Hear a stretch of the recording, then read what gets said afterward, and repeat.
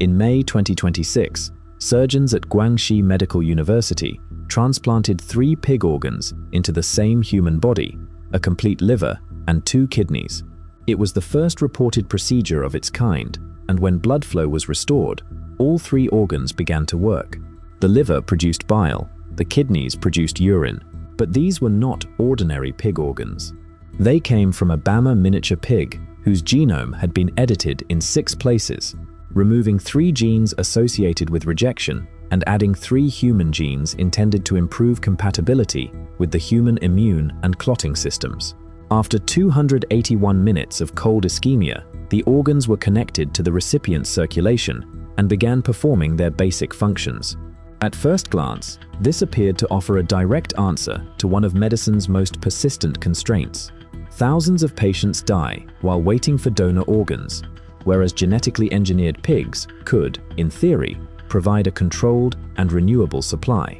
There was, however, one crucial detail. The recipient was a 53-year-old man who had already been declared brain dead. His body was being maintained temporarily for research, with the consent of his family. So the operation did prove that 3 genetically modified pig organs could be implanted into one human body and begin functioning at the same time. It did not prove that they could keep a living patient alive. But before treating Guangxi as evidence that China has moved beyond the United States or Europe, we need to ask a more basic question. What did this experiment actually prove? And that is where the headline begins to outrun the evidence. China had not cured a living patient, and it had not solved xenotransplantation. The researchers were testing a much narrower question. Could a pig liver and 2 pig kidneys be connected to the same human circulation, begin working, and avoid immediate destruction by the immune system? For the next 106 hours, they did. The liver continued producing bile, both kidneys produced urine, and the organs avoided hyperacute rejection, the rapid immune response that can destroy foreign tissue within minutes or hours. That alone was significant because it suggested that the 6 genetic edits had removed some of the most immediate incompatibilities between pig organs and the human body. But the organs had only crossed the first barrier. After roughly 36 hours, researchers began detecting signs of rejection and abnormal clotting, which indicated that the immune system had not accepted the organs so much as postponed its response. The genetic modifications had delayed the fastest form of failure, but they had not eliminated the deeper conflict between pig tissue, human blood, and the immune system. The study ended at the request of the recipient's family after approximately 106 hours, which meant the researchers could not determine whether those complications could have been controlled or whether the organs would have continued to deteriorate. What Guangxi demonstrated was therefore specific but important. Surgeons could transplant 3 genetically modified pig organs into one human body, and all 3 could begin functioning at the same time. What they had not shown was whether those organs could remain stable for weeks, months, or years. The first rejection barrier had been delayed. The more difficult biological problems were only beginning to appear. The surgery was not the hardest part. The harder problem was convincing a human body not to destroy the organs once they were connected. A pig organ is covered in biological markers that the human immune system recognizes as foreign. The 6 genetic edits used in Guangxi removed several of the most obvious targets and added human proteins intended to reduce immune and clotting reactions. That appears to have prevented hyperacute rejection, the rapid response that can destroy an incompatible organ almost immediately.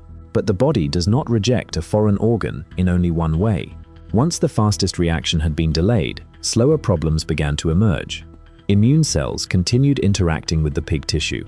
Inflammation increased. And because pig cells regulate clotting differently from human cells, blood could begin forming clots in the wrong places, or fail to clot where it was needed. Researchers also detected continued activation among innate immune cells, the body's first line of defense, which suggested that the organs had not become fully compatible. The genetic edits had removed several major triggers, but much of the immune system was still responding to tissue it did not recognize as human. Transplanting 3 organs at once made this even more complicated. A liver does not operate independently from the kidneys. It changes proteins, chemicals, and clotting factors in the blood, which then passes through the kidneys for filtration. If the liver begins disturbing the composition of the blood, both kidneys are immediately exposed to the consequences. And if the kidneys stop regulating fluid and electrolytes correctly, the pressure on the liver increases in return. So this was not simply one xenotransplant multiplied by 3. It was a connected biological system in which a problem inside one organ could quickly spread to the others. Guangxi showed that gene editing could delay the first immune attack and give 3 pig organs enough time to begin working. What it did not show was how to keep the human body, the pig tissue, and the clotting system in balance for months or years. And that is why the next stage of xenotransplantation will require more than better surgery. It will require repeated experiments, different donor pig designs, and a system capable of learning from every failure. Guangxi was not an isolated breakthrough. It was the latest entry in a sequence. Over a relatively short period, Chinese teams have tested genetically modified pig livers, kidneys, and lungs in brain-dead recipients.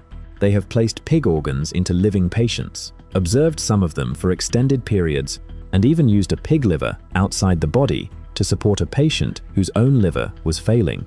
Each procedure has asked a narrower question, which means the next team does not have to begin from zero.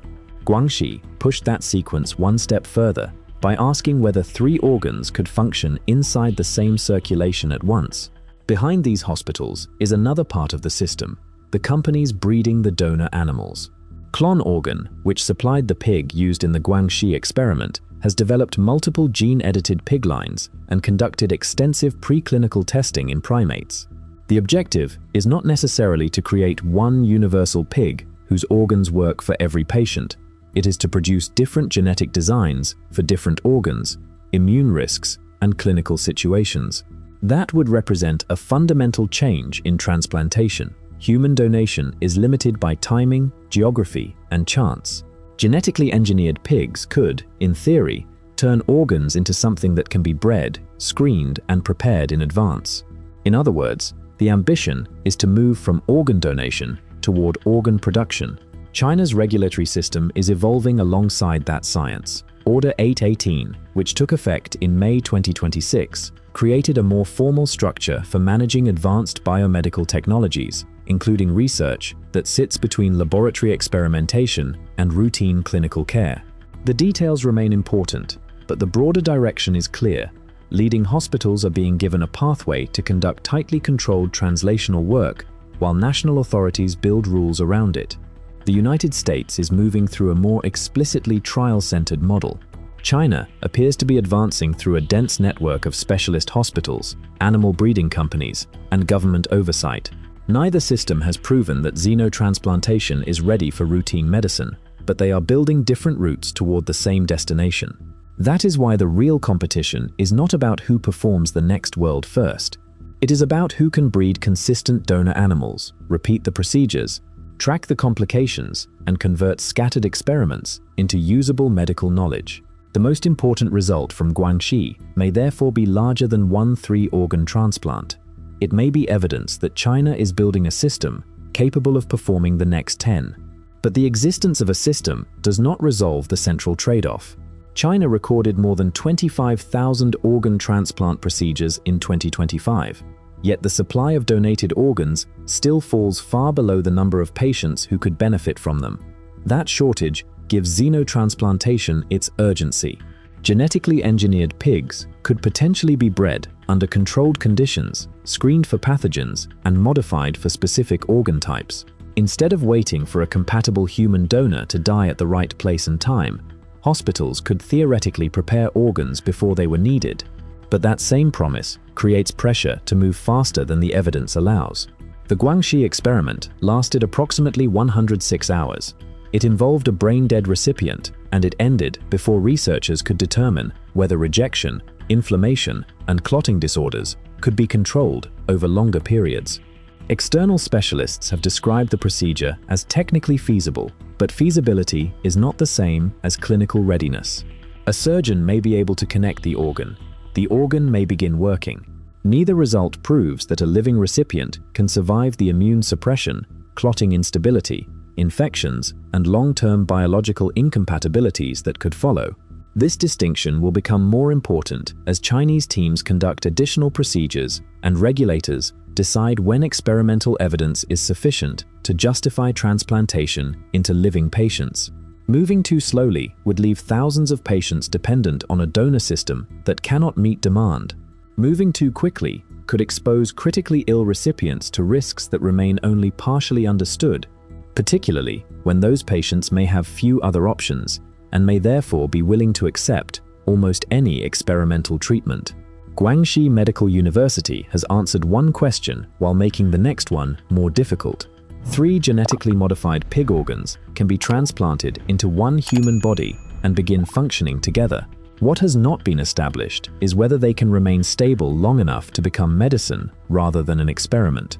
The future of xenotransplantation will not be decided by the next headline, the next surgical first, or the number of organs placed into a single body. It will be decided by time, by whether these organs can survive for months and eventually years, by whether rejection and clotting can be controlled without overwhelming the patient, and by whether regulators can build standards that treat biological uncertainty as carefully as they treat organ scarcity. The question is no longer whether a pig organ can begin working inside a human body. Guangxi showed that it can. The question is how long it must work, and how certain medicine must become before desperation turns an experiment into treatment.